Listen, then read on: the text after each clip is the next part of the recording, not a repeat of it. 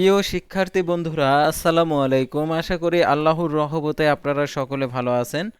রসায়ন বহু নির্বাচনী প্রশ্ন সমাধান নিয়ে আজকের এই ভিডিও। অবশ্যই আপনারা ভিডিওটি শেষ পর্যন্ত দেখবেন। রসায়ন আর কি বহু নির্বাচনী প্রশ্ন আপনার কয়টি কারেক্ট হয়েছে, তো আজকের এই ভিডিওটির মাধ্যমে আর কি মিলে নিলে আপনি বুঝতে পারবেন আপনার কয়টি কারেক্ট হয়েছে, আপনি রসায়নে কত পাবেন এমসিকিউ এতে, আর কত পেলে পাস সেটাও আপনাদেরকে জানিয়ে দেওয়া হবে আজকের এই ভিডিওটির মাধ্যমে। তাই ভিডিওটি অত্যন্ত গুরুত্বপূর্ণ আপনার জন্য।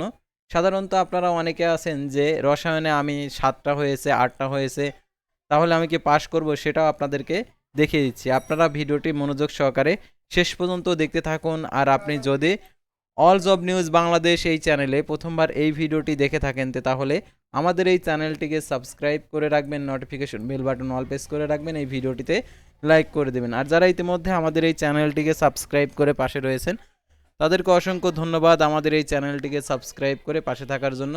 আর জরুরি প্রয়োজনে আপনারা হোয়াটসঅ্যাপ নাম্বার দেওয়া আছে, চাকরি সংক্রান্ত যে কোনো আপডেট জানার জন্য আপনারা যোগাযোগ করতে পারেন। তো আর কথা না বাড়িয়ে আপনাদেরকে দেখিয়ে দিচ্ছি রসায়ন কত পেলে পাস আর কয়টি শর্ট কারেক্ট হয়েছে। আগে আপনাদেরকে দেখাই কত পেলে পাস। তো আপনাদেরকে ক্যালকুলেটারে হিসাব করে দেখাই। সাধারণত আপনারা অনেকে আছেন, তো আপনারা জানেন যে 33-এ পাস, 100-র মধ্যে যদি 33 পাই তাহলে হচ্ছে পাস। তাহলে আমরা হচ্ছে 100, তাহলে আমরা 33-এর আমরা 1 ভাগ আর কি আমরা করি 33 ভাগ 100।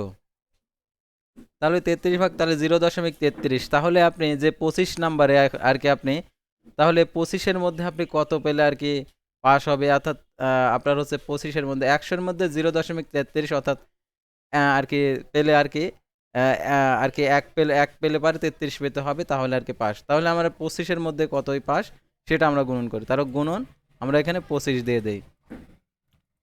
তো দেখতে পাচ্ছেন 8.5, অর্থাৎ আপনার হচ্ছে 8টা শর্ট যদি কারেক্ট হয় তাহলে আপনি পাস করবেন রসায়নে। তো এখন কয়টি কারেক্ট হয়েছে সেটা আপনাদেরকে মিলে দিচ্ছি। অর্থাৎ দেখতে পাচ্ছেন একের হবে হচ্ছে ক, তারপরে দেখতে পাচ্ছেন এটা হচ্ছে সেট হচ্ছে গ সেট। তো দেখতে পাচ্ছেন এখানে ক, তারপর 2-এর দেখতে পাচ্ছেন এখানে ঘ, 3-এর দেখতে পাচ্ছেন গ, 4-এর দেখতে পাচ্ছেন খ, 5-এর দেখতে পাচ্ছেন 5-এর দেখতে পাচ্ছেন এখানে ক, 6-এর দেখতে পাচ্ছেন ঘ, তারপরে দেখতে পাচ্ছেন এখানে 12-র হচ্ছে গ, তারপরে দেখতে পাচ্ছেন 11-র হচ্ছে ঘ, তারপরে দেখতে পাচ্ছেন এখানে 10-এর হচ্ছে গ, তারপরে দেখতে পাচ্ছেন এখানে 9-এর ক, তারপরে 8-এর হচ্ছে গ, তারপরে দেখতে পাচ্ছেন এখানে 7-এর হচ্ছে খ।